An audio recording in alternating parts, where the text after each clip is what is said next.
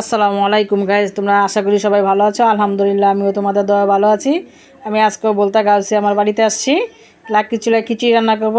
পাতিল বসিয়ে দিয়েছি, পেঁয়াজ তেল দিয়ে দিয়েছি। পেঁয়াজটা ভাজা হয়ে গেছে, এখন দিয়ে দিচ্ছি আদা রসুনের পেস্ট। দিয়ে দিব এখানে কিছু হলুদের ফাঁকি, 4 চামচ দিয়ে 3 চামচ হবে তোমার। এই তো কষিয়ে নিয়েছি। এখানে বাতের চাল, আলু, মুগ ডাল, মুসারি ডাল, আর একটা আছে প্লেন ডাল, ওটা তোমরা হয়তো চিনবা না, ওটা আমাদের দেশের নামে বলে। এখন 2 চামচ দিয়ে দিব 4 চামচের লবণ দিয়ে এটাকে বেজে নিব। এটা দেখো ভাজা হয়ে গেছে। এখন দিয়ে দিচ্ছি পানি, পানিটা শুকিয়ে গেছে। এখন দমে বসিয়ে দিব।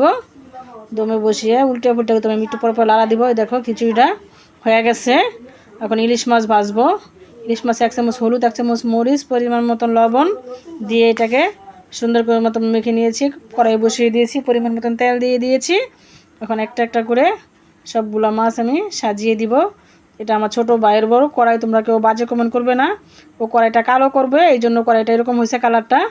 মাছটা দেখো আমি এক পিঠ উল্টিয়ে দিয়েছি। এখন এই যে আর এক পিঠ কড়া করে বেজে নিচ্ছি। এভাবে করে আমি সবগুলো মাছকে সুন্দর করে উল্টিয়ে দিব।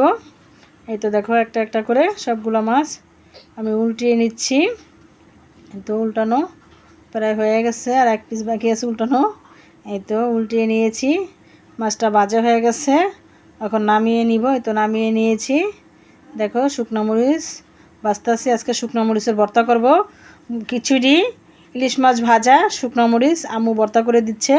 মরিচটা চটকে নিয়েছে তোমার সুন্দর করে। এখন এই যে পেঁয়াজটাও চটকে নিচ্ছে। সরিষার তেল দিয়ে দিচ্ছি পরিমাণ মতন। এই যে দেখো ভর্তাটা প্রায় হয়ে গেছে। যদি আমার রান্না রেসিপি তোমার ভালো লাগে, লাইক কমেন্ট শেয়ার করো। আল্লাহ হাফেজ। আর কে কে খাবে চলে আসো গাউসি আমার বাসায়, বলতা গাউসি।